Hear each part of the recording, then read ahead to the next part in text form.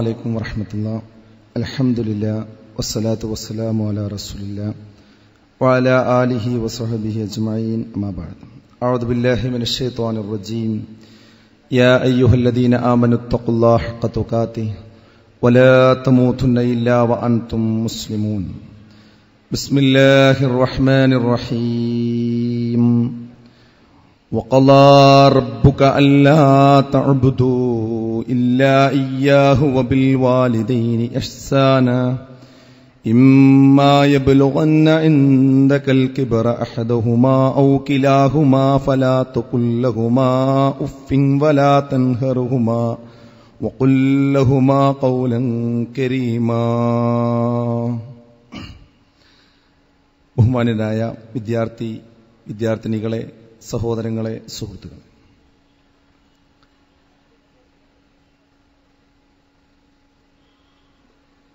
നമസ്കാരവുമായി ബന്ധപ്പെട്ട നമ്മുടെ ജീവിതത്തിൽ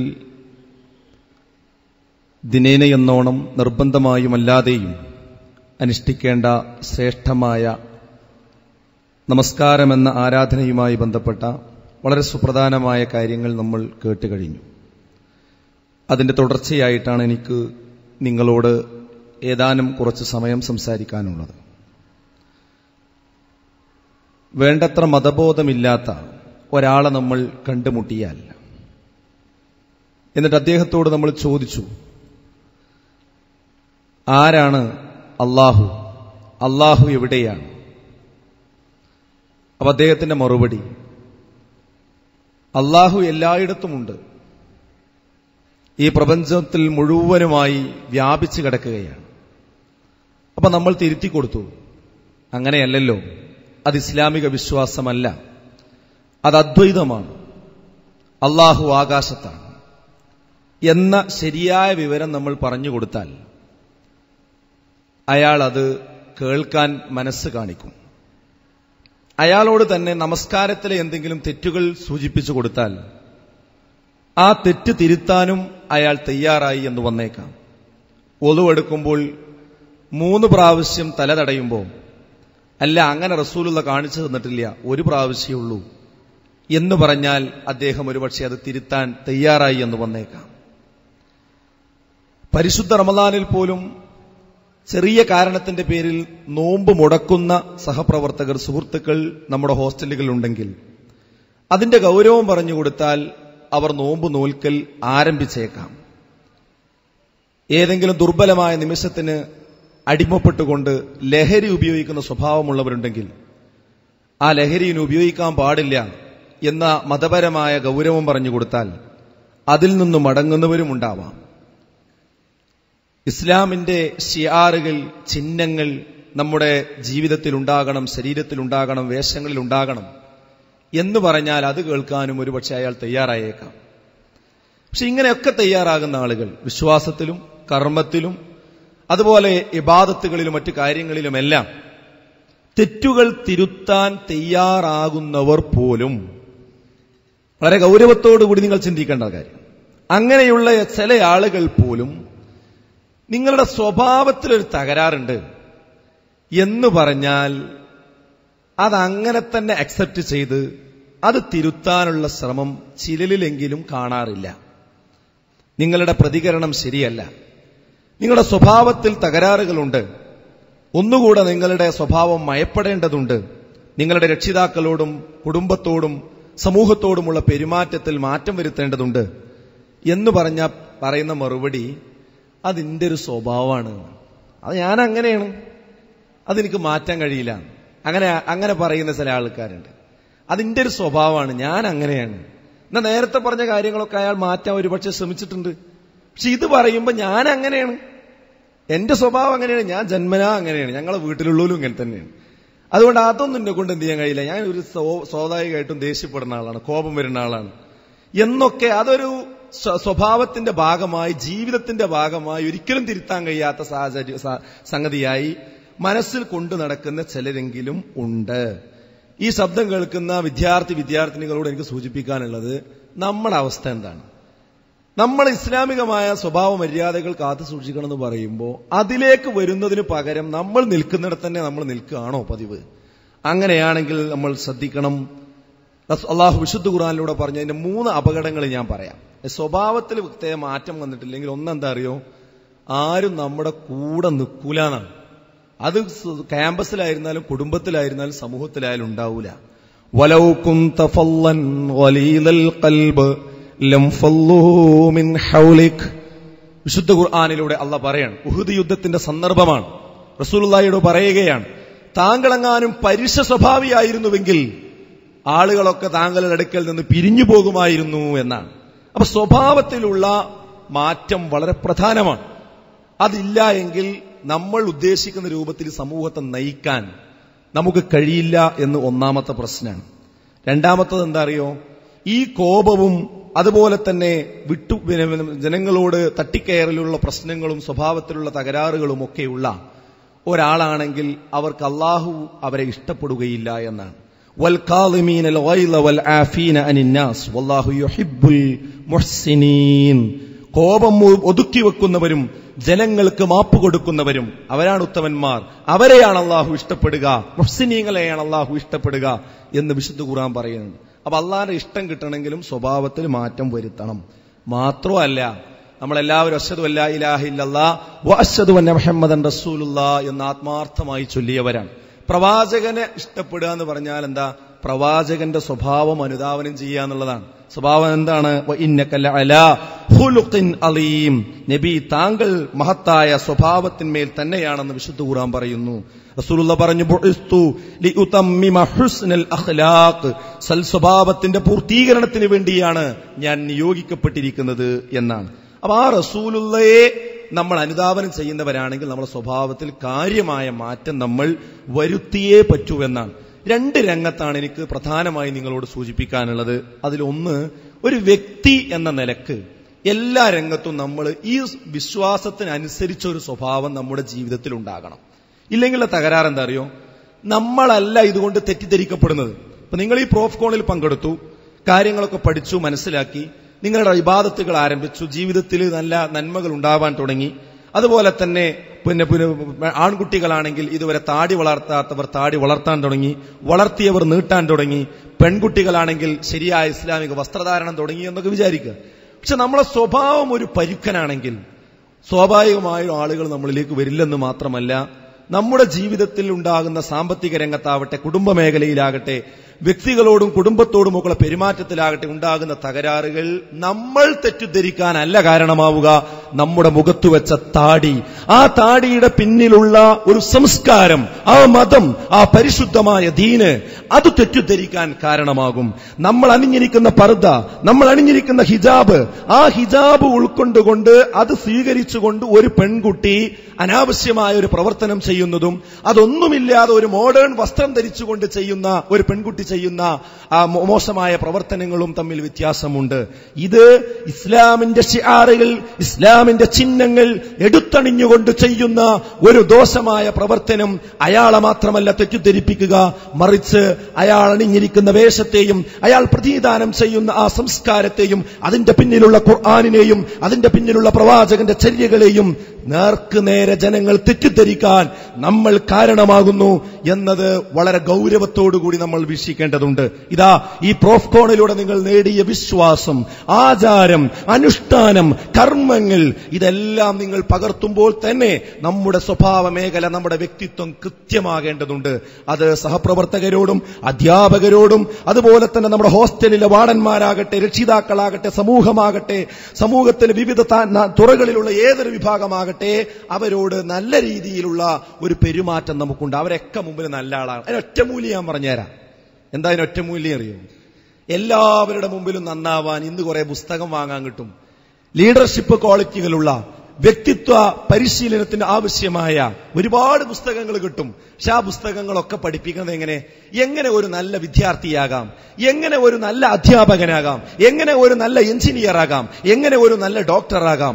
ഇങ്ങനെ ഓരോരുത്തരുടെ മുമ്പിലും, ഒരു രോഗിയുടെ മുമ്പിൽ എങ്ങനെ നല്ല ഡോക്ടറാവാം, ഒരു വിദ്യാർത്ഥികളുടെ മുമ്പിൽ എങ്ങനെ ഒരു അധ്യാപകനാകാം, അതുപോലെ തന്നെ അധ്യാപകരുടെ മുമ്പിൽ എങ്ങനെ ഒരു നല്ല വിദ്യാർത്ഥിയാകാം, ഇങ്ങനെയാണ് പഠിപ്പിക്കുന്നത്. എന്നാൽ ഇവരുടെ ഒക്കെ മുമ്പിൽ നന്നാകുവാനുള്ള ഒരു മാർഗം എന്താണെന്നറിയോ? ഏകനായ പടച്ച തമ്പുരാന്റെ മുമ്പിൽ നന്നാകാൻ തീരുമാനിച്ചാൽ നമ്മൾ അധ്യാപകരുടെ മുമ്പിൽ നന്നായി, വിദ്യാർത്ഥികളുടെ മുമ്പിൽ നന്നായി, സമൂഹത്തിന്റെ മുമ്പിൽ നന്നായി, കുടുംബത്തിന്റെ മുമ്പിൽ നന്നായി. ഒരൊറ്റ മൂലി എന്ന് പറയുന്നത് അള്ളാഹുവിന്റെ മുമ്പിൽ നന്നാവുക എന്നതാണ്. പടച്ചോനെ കാണുന്നുണ്ട് എന്നുള്ള ഒരു ചിന്തയോടുകൂടി നമ്മുടെ ജീവിതത്തിന്റെ സമസ്ത മേഖലകളും നമ്മൾ ശ്രദ്ധിക്കാൻ തീരുമാനിച്ചാൽ നമ്മളെല്ലാ സ്വഭാവവും നന്നാവും, യാതൊരു പ്രയാസമല്ല. അല്ലെങ്കിലോ വിദ്യാർത്ഥിന്റെ മുമ്പിൽ നന്നാവും, ക്ലാസ് കഴിഞ്ഞു പോകുന്ന അധ്യാപകൻ വേറെ സ്വഭാവമാണ് വരുത്തുക. അതേപോലെ തന്നെ കുടുംബത്തിന്റെ മുമ്പിൽ നന്നാവും, കുടുംബത്തിൽ നിന്ന് ഒരു മാസത്തിന് ഹോസ്റ്റലിലേക്ക് വന്ന രൂപം മാറും. വാർഡന്റെ മുമ്പിൽ നന്നാകും, വാർഡന്റെ അടുത്തുനിന്ന് പുറത്തേക്ക് പോയി കഴിഞ്ഞാൽ അയാളുടെ സ്വഭാവം മാറും. ഈ സമയത്തൊക്കെ ഏത് സമയത്തും പടച്ചോ എന്നെ കാണുന്നുണ്ട് എന്നൊരു ചിന്ത ജീവിതത്തിൽ ഉണ്ടായി മുന്നോട്ട് പോവുകയാണെങ്കിൽ നല്ല ഒരു വ്യക്തിത്വത്തിന്റെ ഉടമയായി നമുക്ക് ജീവിക്കാം. പിന്നെ മാനേജ്മെന്റ് സ്റ്റഡീസും അതുപോലെയുള്ള പുസ്തകങ്ങളും അതിന്റെ പിറകെ നമുക്ക് പോകേണ്ടി വരില്ല. അള്ളാഹുവിന്റെ മുമ്പിൽ ഏത് സമയത്തും രാത്രി 12 മണിക്ക് ഞാൻ നെറ്റിന്റെ മുമ്പിൽ ഇരിക്കുമ്പോഴും ഇതാ എന്നെ കണ്ടുകൊണ്ടിരിക്കുന്ന പടച്ച തമ്പുരാനുണ്ട് എന്ന ഓർമ്മയോടുകൂടി നമ്മൾ ഇരിക്കുമ്പോൾ നമുക്ക് തെറ്റു ചെയ്യാൻ കഴിയില്ല, മോശമായി പ്രവർത്തിക്കാൻ കഴിയില്ല. ദേഷ്യം വരുമ്പോ, അതുപോലെ കോപം വരുമ്പോ, അങ്ങനെ എല്ലാ സന്ദർഭങ്ങളിലും അള്ളാഹുവിന്റെ പ്രവാചകന്റെ വചനങ്ങളെ ഓർത്തുകൊണ്ട് നമ്മൾ മുന്നോട്ട് പോവുകയാണെങ്കിൽ നമുക്കൊരിക്കലും തകരാറ് വരികയില്ല എന്ന് മനസ്സിലാക്കേണ്ടതുണ്ട്. അതേ സഹോദരങ്ങളെ, ഇതാണ് ഏറ്റവും പ്രധാനമായി വ്യക്തി എന്ന നിലക്ക് എനിക്ക് നിങ്ങളോട് സൂചിപ്പിക്കാനുള്ളത്. തെറ്റ് സ്വാഭാവികമായും നമ്മുടെ ജീവിതത്തിൽ എന്തെങ്കിലും ചെറിയ തെറ്റ് വന്നാൽ എന്തു സംഭവിക്കും? കളവ് നമ്മൾ പറയേണ്ടി വരും. തെറ്റ് നമ്മുടെ വ്യക്തി ജീവിതത്തിൽ സംഭവിക്കുമ്പോൾ സ്വാഭാവികമായും നമ്മൾ അറിയാതെ കളവ് പറഞ്ഞു പോകും. കളവ് ഒന്ന് പറഞ്ഞാൽ ഒന്നുമ നിൽക്കാൻ കഴിയില്ല. എല്ലാവരും ശ്രദ്ധിക്കേണ്ട കാര്യമാണ്. ഒന്ന് പറഞ്ഞാൽ ഒന്നുമ നിൽക്കാൻ കഴിയില്ല, അതങ്ങനെ ആവർത്തിച്ച് പറഞ്ഞുകൊണ്ടേയിരിക്കും. അതുകൊണ്ടാണ് റസൂലുള്ളാഹി പറഞ്ഞത്,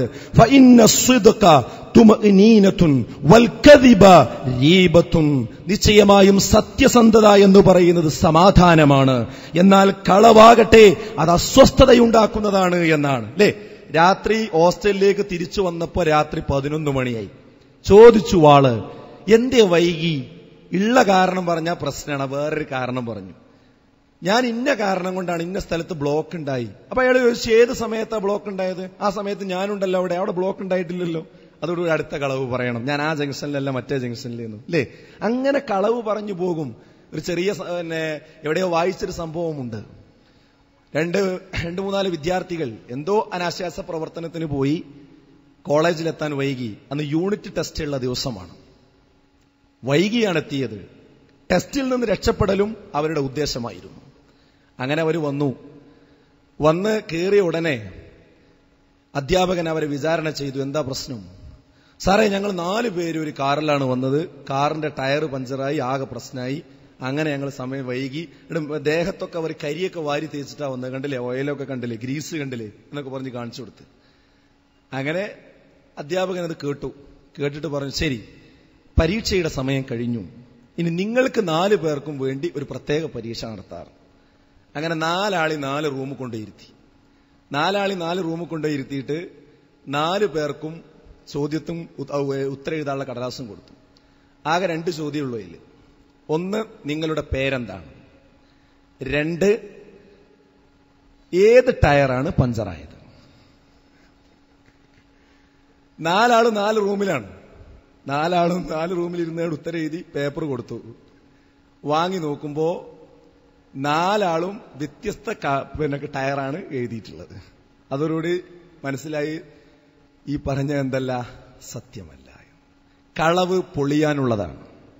കളവുകളെല്ലാം പൊളിയാനുള്ളതാണ്. അത് ദുനിയാവിൽ നിന്ന് പൊളിയും, അല്ലെങ്കിൽ നാളെ ആഖിറത്തിൽ പരലോകത്ത് പൊളിയും. അതുകൊണ്ട് വിശ്വാസികളെ, സഹോദരികളെ, സഹോദരന്മാരെ, ജീവിതത്തിൽ കളവ് നമ്മൾ പറയരുത്. ഒരു നല്ല വ്യക്തിയുടെ ഏറ്റവും നല്ല അടയാളമെന്ന് പറയുന്നത് അവൻ സത്യസന്ധനായിരിക്കുമെന്നാണ്. സത്യം ആദ്യം പറയുമ്പോൾ അല്പം കയ്പുണ്ടെങ്കിലും ആ കയ്പ് നെല്ലിക്കതുന്നതുപോലെ പിന്നീട് മധുരിക്കുന്നതായിരിക്കും. പക്ഷേ കളവ് തൽക്കാലം ആശ്വാസം തരുമെങ്കിലും ജീവിതത്തിൽ മുഴുവനും അത് നമ്മളെ വേട്ടയാടിക്കൊണ്ടിരിക്കും. യാ അയ്യുഹല്ലദീന ആമനു തഖുല്ലാഹ്, ഏ വിശ്വാസികളെ, നിങ്ങൾ അല്ലാഹുവിനെ സൂക്ഷിക്കണം. വകൂനു മഅസ്വാദിഖീൻ, സത്യവാന്മാരോടൊപ്പം നിങ്ങൾ ഉണ്ടാകണമെന്ന് വിശുദ്ധ ഖുർആൻ നമ്മളെ പഠിപ്പിക്കുകയാണ്. അതുകൊണ്ട് ഈ കാര്യം നമ്മൾ വ്യക്തിതലത്തിൽ പ്രധാനമായി സത്യസന്ധത കാത്തു സൂക്ഷിക്കുക എന്നത് വളരെ ഗൗരവത്തോടുകൂടി ശ്രദ്ധിക്കേണ്ടതുണ്ട്. സമയക്കുറവ് കാരണം നമ്മുടെ ജീവിതത്തിൽ പാലിക്കേണ്ട മര്യാദകളടങ്ങിയ ഏതാനും പ്രവാചക വചനങ്ങളുടെ പരിഭാഷ മാത്രം ഞാൻ വായിച്ചു പോവുകയാണ്. നിങ്ങൾ ഇപ്പോൾ ചിന്തിക്കുക, പിന്നീട് ഇതിനെക്കുറിച്ച് കൂടുതൽ പഠിക്കുക. അബ്ദുല്ലാഹി ഇബ്നു അംർ നിവേദനം, അള്ളാഹുവിന്റെ ദൂതൻ അസഭ്യം പറയുമായിരുന്നില്ല, അസഭ്യം പറയാൻ ശ്രമിക്കുന്നവനുമല്ല. അദ്ദേഹം പറയാറുണ്ടായിരുന്നു, ഏറ്റവും നല്ല സ്വഭാവക്കാരനാണ് നിങ്ങളിലെ ഏറ്റവും ഉത്കൃഷ്ടനായ വ്യക്തി.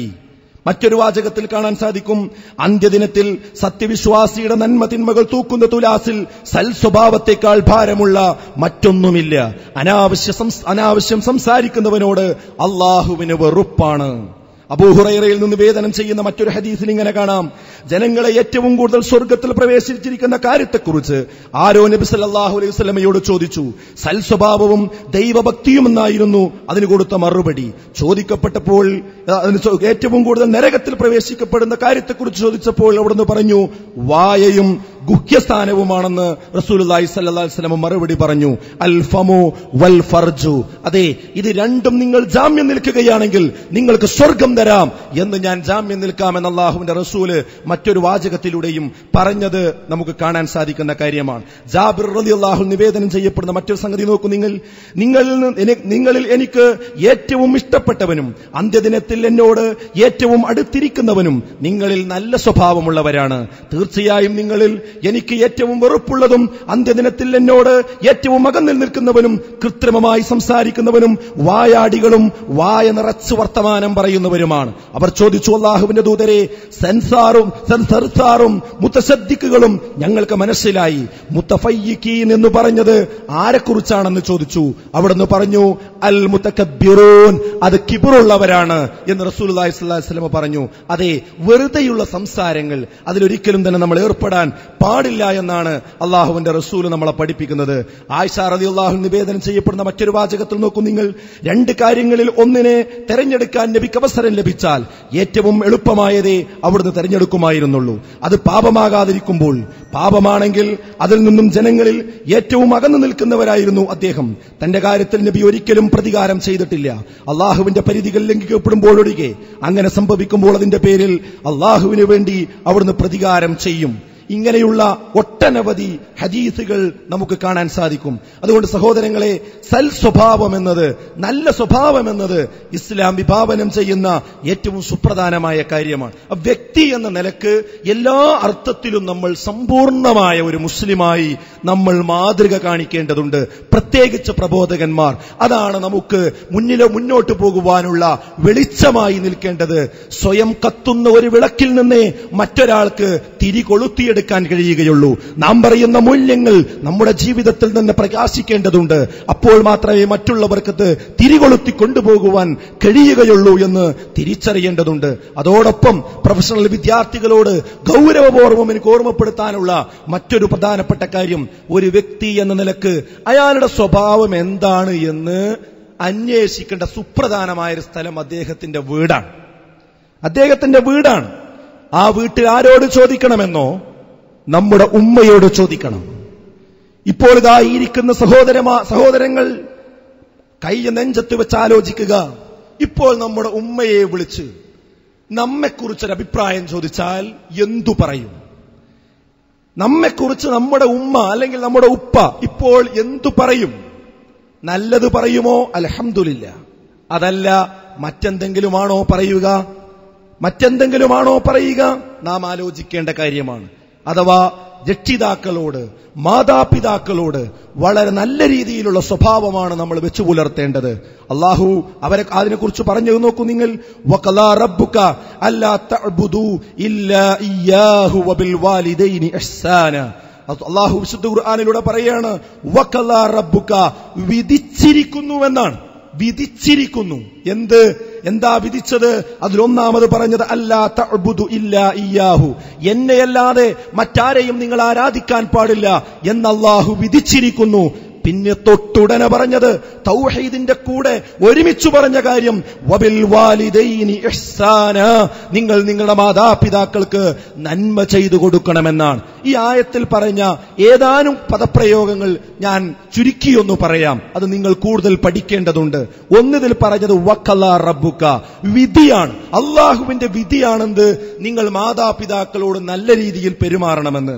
രണ്ടാമതൊന്ന് പറഞ്ഞത് ഫലാ തഖുല്ലഹുമാ ഉഫ്ഫിൻ, ഛേ എന്ന വാക്ക് പോലും നിങ്ങൾ അവരെ കുറിച്ച് പറഞ്ഞു പോകരുത്. ഛേ എന്ന വാക്ക് പോലും പറയരുതെന്ന് പറഞ്ഞാൽ അതിന്റെ അപ്പുറം ഒരിക്കലും നമുക്ക് ചിന്തിക്കാൻ കഴിയുകയില്ല. വേറൊരു പ്രയോഗം നോക്കൂ നിങ്ങൾ, വലാ തൻഹർഹുമാ, കയർത്ത് പറയരുത്, കയർക്കാൻ പാടില്ല.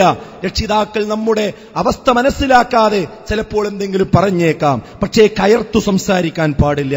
വലിയ പാപമാണത് എന്നാണ് റസൂലുള്ള പറഞ്ഞു.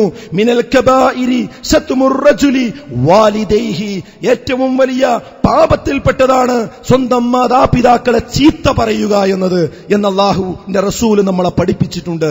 എനിക്ക് ഓർമ്മ വരുന്നത്, ഒരു ഔദ്യോഗിക ആവശ്യത്തിന് വേണ്ടി ഒരു വീട്ടിലേക്ക് കടന്നു ചെന്നു. അവിടെ കണക്കെടുപ്പിന് വേണ്ടി ചെന്നതാണ്. ഓരോ ആളുകളുടെയും പേര് വിവരം ഇങ്ങനെ ചോദിച്ചുകൊണ്ടിരിക്കുക. കുറേ മെമ്പർമാരുള്ള ഒരു വീടാണ്. അപ്പൊ അവിടെ അങ്ങനെ പറഞ്ഞുകൊണ്ടിരിക്കുമ്പോൾ പ്രായമുള്ള ഒരു ഉമ്മയുണ്ട് അവിടെ. ഓരോ ചോദ്യം ചോദിക്കുമ്പോൾ ആ ഉമ്മ അങ്ങനെ ഉത്തരം പറയും. ഓരോ ആളുകളുടെ പ്രായം പറയും, പേര് പറയും, പലതും തെറ്റാണ്. പക്ഷേ തൊട്ടപ്പുറത്ത് നിൽക്കുന്ന ആ ഉമ്മയുടെ മൂത്ത മകൾ അപ്പോൾ പറഞ്ഞ ഒരു വാചകം ഇപ്പോഴും എന്റെ ചെവിയിൽ മുഴങ്ങുകയാണ്. ഈ ഉമ്മ അങ്ങനെ പ്രതികരിക്കുമ്പോൾ ഇവള് പറയാ, ഒന്ന് മിണ്ടാതിരിക്കും തള്ളയെന്ന്. സ്വന്തം ഉമ്മയെക്കുറിച്ചാണ് പറയുന്നത്. ആ ഉമ്മയുടെ മുഖം അപ്പോൾ കാണണമായിരുന്നു. നമ്മൾ അങ്ങനെ പറഞ്ഞു എന്ന് വരില്ല, പക്ഷേ നമ്മുടെ ഉമ്മമാർക്ക്, നമ്മുടെ ഉപ്പമാർക്ക് പ്രയാസമുണ്ടാക്കുന്ന ഇത്തരം പ്രയോഗങ്ങൾ വന്നാൽ ഏത് പ്രൊഫഷണൽ കോഴ്സിന് പഠിച്ചിട്ടും കാര്യമില്ല, എത്ര വലിയ ഡോക്ടറായിട്ടും കാര്യമില്ല, നമ്മുടെ ഉമ്മാന്റെ മനസ്സിന്റെ ഉള്ളിൽ നമുക്ക് യാതൊരു വിലയും ഉണ്ടായിരിക്കുകയില്ല എന്ന് നമ്മൾ മനസ്സിലാക്കേണ്ടതുണ്ട്. മാത്രല്ല ശാപം കിട്ടുന്നതാണ്. ലഅനല്ലാഹു മൻ സബ്ബ വാലിദൈഹി ഇന്നല്ലാഹ ഹറമ അലൈക്കും ഉഖൂഖൽ ഉമ്മഹാത്ത്. ലഅനല്ലാഹ്, അല്ലാഹു ശപിച്ചിരിക്കുന്നു, മൻ സബ്ബ വാലിദൈഹി, മാതാപിതാക്കളെ ചീത്ത പറയുന്നവനെ, ഇന്നല്ലാഹ ഹറമ അലൈക്കും ഉഖൂഖൽ ഉമ്മഹാത്ത്, ഉമ്മമാരെ ബുദ്ധിമുട്ടിക്കുന്നവരെയും പ്രയാസപ്പെടുത്തുന്നത് അല്ലാഹു ഹറാമാക്കിയിരിക്കുന്നു. ശാരീരികമായ പീഡനത്തെക്കാളും മാനസികമായ പീഡനമാണ് ഏറ്റവും വലുതെന്ന് ഞാൻ പറയാതെ നിങ്ങൾക്കറിയാം. ഒരു കത്തിയെടുത്ത് നമ്മുടെ കയ്യിനൊരു കൊത്തുകൊത്തിയാൽ അതൊരു പക്ഷേ 2 മാസം കഴിഞ്ഞാൽ നേരത്തെയുള്ളതിനേക്കാളും നല്ല രീതിയിൽ തുന്നി വൃത്തിയാക്കി പഴയ അവസ്ഥയിലേക്ക് തിരിച്ചു വരാൻ കഴിയും. അതേ, ആയുധം കൊണ്ടുള്ള മുറിവുകൾ മരുന്നുകൊണ്ട്, ഔഷധം കൊണ്ട് മാറ്റിയെടുക്കാൻ കഴിയും.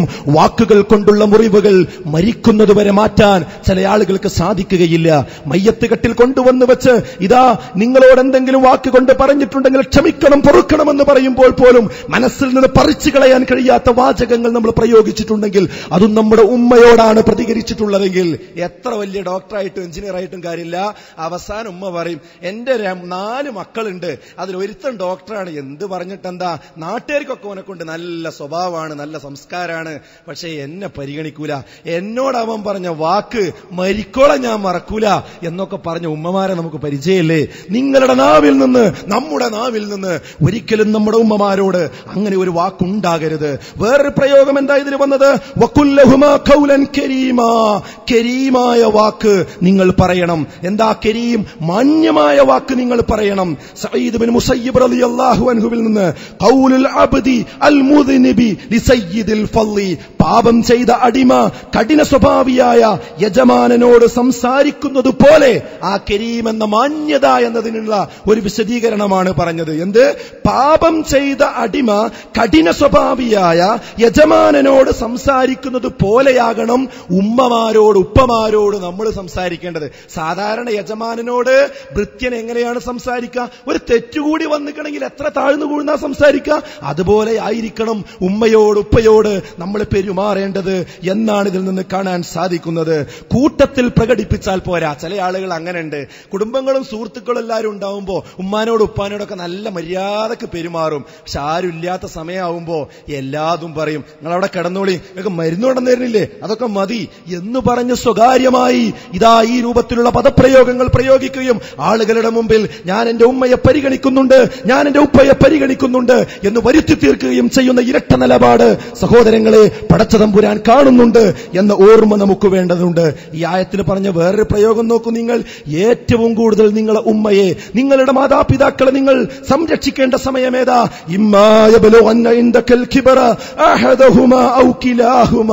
അവർ ഒരാളാകട്ടെ രണ്ടാളാകട്ടെ നിങ്ങളുടെ അടുക്കൽ വാർദ്ധക്യദശയിൽ വരുമ്പോഴാണ് നിങ്ങൾ കൂടുതൽ അവരെ പരിഗണിക്കേണ്ടത്. ഇന്ന് കൂടുതൽ അവഗണിക്കപ്പെടുന്നത് ഈ സമയത്താണെന്നതാണ് കേരളത്തിലെ ഏറ്റവും നിർഭാഗ്യകരമായ ഒരവസ്ഥ. ഈ അടുത്ത കാലത്ത് പത്രത്തിൽ നിങ്ങൾ കണ്ടില്ലേ, അതാ കാർ ഷെഡിൽ പൂട്ടിയിട്ടിരിക്കുന്നു. ആരെ? തന്റെ അച്ഛനെയും അമ്മയെയും. മറ്റൊരു വാർത്ത ആലപ്പുഴയിൽ നിന്ന് നമ്മൾ കേട്ടു. ഒരു 407 വണ്ടിയിൽ, ഒരു ലോറിയിൽ അതാ ഒരു സാധന സാമഗ്രികളും കയറ്റി പോകുന്നു. അവസാനം ആ ലോറി പോയി നിന്നത് ഒരു മരച്ചുവട്ടിലാണ്. ആ മരച്ചുവട്ടിൽ നിർത്തി തന്റെ അമ്മയെയും അച്ഛനെയും അവിടെ നിന്നും എല്ലാം ഇറക്കി ആ മരച്ചുവട്ടിലാക്കി. ആ വണ്ടിയിലുള്ള സാധനങ്ങളും അവിടെ ഇറക്കി വെച്ച് വണ്ടിയും വിട്ടു പോയിരിക്കുകയാണ്. ആരാണ് ചെയ്യുന്നത്? സ്വന്തം മക്കൾ. ആലോചിച്ചു നോക്കൂ നിങ്ങൾ. അതേ വൃദ്ധസദനങ്ങൾ പെരുകിക്കൊണ്ടിരിക്കുകയാണ്. സംസ്കാരമുണ്ടാകുന്നു, വിദ്യാഭ്യാസമുണ്ടാകുന്നു, എല്ലാം നമുക്ക് സ്വായത്തമാകുന്നു. പക്ഷേ നമ്മുടെ ഉമ്മമാർ ഏതുപോലെ ട്രെയിനിൽ നമ്മൾ ചായ കുടിക്കാൻ, കാപ്പി കുടിക്കാൻ വേണ്ടി കിട്ടുന്ന ഗ്ലാസ്സില്ലേ, അതിന്റെ ആയുസ് എത്രയാണ്? ആ കാപ്പി കുടിച്ചു കഴിയുന്ന സമയം, അത് കുടിച്ചു കഴിയുന്നതോടുകൂടി അല്പനേരം കൂടി അതിലേക്കൊന്ന് നോക്കിയിരിക്കും. പിന്നീട് കയ്യിലിട്ട് ചുരുട്ടി പുറത്തേക്ക് വലിച്ചെറിയുന്നത് പോലെ മുട്ടത്തോടിനോട് കോഴിക്കുഞ്ഞുങ്ങൾ കാണിക്കുന്ന ആ ഒരു രീതിയിലാണ്. ഇതാ ഒരു നല്ല അവസ്ഥയിൽ നമ്മളായി, പ്രൊഫഷണൽ കോളേജിലെത്തി, ക്യാമ്പസിലെത്തി, അത്യാവശ്യമൊക്കെ സ്റ്റേറ്റ്മെന്റൊക്കെ കിട്ടാൻ തുടങ്ങി. ഇനി എന്ത് വാപ്പ, ഇനി എന്ത് ഉമ്മ, ഇനി അവരെ കൊണ്ട് എനിക്ക് കാര്യമില്ല. ചായ കുടിച്ചു കഴിഞ്ഞു, കാപ്പി കഴിച്ചു കഴിഞ്ഞു, ഇനി ഗ്ലാസ് പുറത്തേക്കെന്ന് പറഞ്ഞ് വലിച്ചെറിയുന്ന സംസ്കാരം ഇല്ല സഹോദരങ്ങളെ. ഈ ഈമാനുള്ള, ഈ വിശ്വാസമുള്ള നമുക്കൊരിക്കലും ഉണ്ടായിക്കൂടാ. അതാ നമ്മുടെ ക്യാമ്പസിലേക്ക് നമ്മുടെ ഉപ്പ കയറി വരികയാണ്, നമ്മുടെ ക്യാമ്പസിലേക്ക് കയറി വരികയാണ്. നമ്മൾ 4ാം വർഷ വിദ്യാർത്ഥിയാണ്, വളരെ പേരും പ്രശസ്തിയുമുള്ള ആളാണ് നമ്മൾ, കോളേജിലെ ചെയർമാനാണ് നമ്മൾ, എല്ലാവരും താരമായി കൊണ്ടു നടക്കുന്നയാളാണ് നമ്മൾ. അതാ പുറത്തുനിന്ന് കാത്തിരിക്കുന്നു. ആരോ ഒരാൾ വിളിക്കുന്നുണ്ട്. പോയി സംസാരിച്ചു. അല്പസമയം കഴിഞ്ഞ് തിരിച്ചു വന്നു. സഹപ്രവർത്തകർ ചോദിച്ചു, ആരാണാ വന്നത്? അതെന്റെ വാപ്പയാണെന്ന് പറയാൻ. അതെ, ഒരു പ്രയാസമുള്ള, അല്പം കാണാൻ ചൊറുക്കില്ലാത്ത, വെയിലേറ്റുകൊണ്ട് വാടിത്തളർന്ന ശരീരവുമായി കടന്നു വന്ന സാധാരണക്കാരിൽ സാധാരണക്കാരനാണ് എന്റെ വാപ്പ.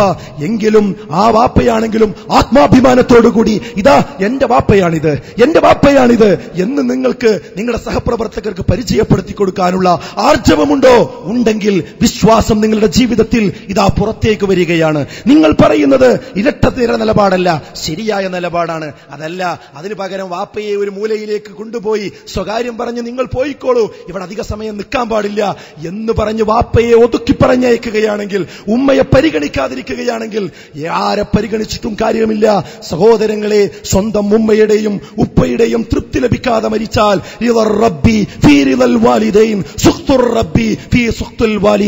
അള്ളാഹുവിന്റെ തൃപ്തി മാതാപിതാക്കളുടെ തൃപ്തിയിലാണ്, അള്ളാഹുവിന്റെ കോപം മാതാപിതാക്കളുടെ കോപത്തിലാണ് എന്ന് അള്ളാഹുവിന്റെ റസൂല് നമ്മളോട് കൃത്യമായി പറഞ്ഞിട്ടുണ്ട്. അതോടൊപ്പം ആയത്തിൽ പറഞ്ഞ മറ്റൊരു കാര്യം, എങ്ങനെയാണ് ആ സ്നേഹം പ്രകടിപ്പിക്കേണ്ടത്? കാരുണ്യത്തിന്റെ ചിറകുകൾ അവർക്ക് നിങ്ങൾ വിരിച്ചു കൊടുക്കണമെന്നതാണ്. നോക്കൂ നിങ്ങൾ ആ പ്രയോഗം, കാരുണ്യത്തിന്റെ ചിറക് അവർക്ക് നിങ്ങൾ വിരിച്ചു കൊടുക്കണം. ഏത് സമയത്ത്? വാർദ്ധക്യ പ്രയാസങ്ങൾ അനുഭവിക്കുന്ന സമയത്ത്. ഏതുപോലെ?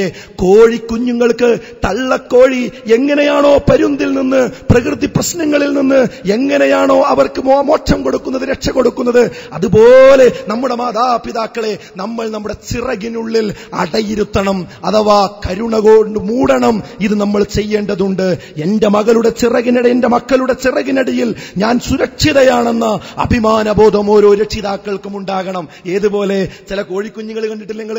5 or 8 കോഴിക്കുഞ്ഞുങ്ങൾ ഒരു തള്ളപ്പക്ഷിയുടെ ചിറകിനടിയിലുണ്ടെങ്കിൽ ചില കോഴിക്കുഞ്ഞ് ആ ചിറകിന്റെ ഉള്ളിലൂടെ പുറത്തേക്ക് തലയിട്ട് ആത്മാഭിമാനത്തോടുകൂടി ഇങ്ങനെ നോക്കും. എന്താണ് ആ നോട്ടത്തിന്റെ ചിത്രം? ഇതാ, ഞാൻ എന്റെ അമ്മയുടെ ഈ ഒരു ചിറകിനടിയിൽ ഞാൻ സുരക്ഷിതയാണ് എന്ന ആ അഭിമാനബോധത്തോടുകൂടി. അതെ, നമ്മുടെ രക്ഷിതാക്കൾ എത്ര പ്രായം ചെന്നവരാണെങ്കിലും അവർ നാട്ടുകാർ വന്നാൽ, കൂട്ടുകാർ വന്നാൽ പറയണം, എന്റെ മകൻ ഇന്ന കോളേജിലാണ്, എന്റെ മകൻ ഇന്ന ആശുപത്രിയിലാണ്, അവൻ അറിയപ്പെടുന്ന എഞ്ചിനീയറാണ്, എത്ര നിലക്കുണ്ടെങ്കിലും അവൻ എന്റെ കാര്യം കഴിഞ്ഞിട്ടേ ഉള്ളൂ, എനിക്കൊരു പ്രയാസവും ഇതുവരെ വരുത്തിയിട്ടില്ല, ഞാൻ പറയുന്നത് കേട്ട ശേഷം മാത്രമേ അവൻ മറ്റു കാര്യങ്ങൾ ഏറ്റെടുക്കുകയുള്ളൂ എന്ന് പറയുന്ന രക്ഷിതാക്കളാക്കി മാറ്റാൻ നമ്മുടെ രക്ഷിതാക്കൾക്ക് കഴിയേണ്ടതുണ്ട്. പന്ത് പോലെ തട്ടിക്കളിക്കാനുള്ളതല്ല രക്ഷിതാക്കൾ എന്ന് മനസ്സിലാക്കണം. 10 മക്കൾ ഒരു ഉപ്പയ്ക്കും ഉമ്മയ്ക്കും ഉണ്ട് എങ്കിൽ എന്താ വിചാരിക്കേണ്ടത്? ഞാനില്ല എങ്കിലും ബാക്കി 9 ആളില്ലേ, അവരൊക്കെ നോക്കട്ടെ വാപ്പാനെ, അവരൊക്കെ നോക്കട്ടെ ഉമ്മയെ, ഞാൻ അതിന്റെ കൂടെ നോക്കിയാ പോരെ. അങ്ങനെയല്ല നമ്മൾ ചിന്തിക്കേണ്ടത്. 10 മക്കളുണ്ടെങ്കിലും ഞാൻ നോക്കി, എനിക്ക് ഒരു ഉമ്മയേ ഉള്ളൂ, എനിക്കൊരു ഉപ്പയേ ഉള്ളൂ, നമുക്കൊരു ഉമ്മയേ ഉള്ളൂ, നമുക്കൊരു ഉപ്പയേ ഉള്ളൂ. ഉമ്മയ്ക്കും ഉപ്പയ്ക്കും 10 മക്കളുണ്ടെന്നത് ശരിയാണ്, പക്ഷെ നമുക്കൊരു ഉപ്പയേ ഉള്ളൂ. നമുക്ക് സ്വർഗത്തിൽ പോകാനുള്ള മുതല് നമ്മുടെ വാപ്പയാണ്, നമുക്ക് സ്വർഗത്തിൽ പോകാനുള്ള പാഥേയം നമ്മുടെ ഉമ്മയാണ്. അതുകൊണ്ട് നിങ്ങൾ നോക്കൂ എന്ന് പറയുന്നതിന് പകരം ഞാൻ നോക്കുമെന്ന് പറയാൻ, എന്റെ വീട്ടിലാണ് ഉമ്മ നിൽക്കുക എന്ന് പറയാനുള്ള ഒരു കരുത്ത് നമുക്കുണ്ടാകേണ്ടതുണ്ട്. പക്ഷേ ഇന്ന് സംഭവിക്കുന്നത് എന്താ? അല്പം പഠിച്ചു കഴിഞ്ഞാൽ മെല്ലെ മെല്ലെ സ്വന്തം കുടുംബത്തിൽ നിന്ന് അകന്നു പോകുന്നു, ഏതെങ്കിലും ഒറ്റപ്പെട്ട തുരുത്തുകളിലേക്ക് പോകുന്നു. ഇന്നതാ എഞ്ചിനീയറിംഗിനാണ് കൂടുതൽ പഠിച്ചുകൊണ്ടിരിക്കുന്നത്. അതിന്റെ അർത്ഥം എന്താണെന്നോ?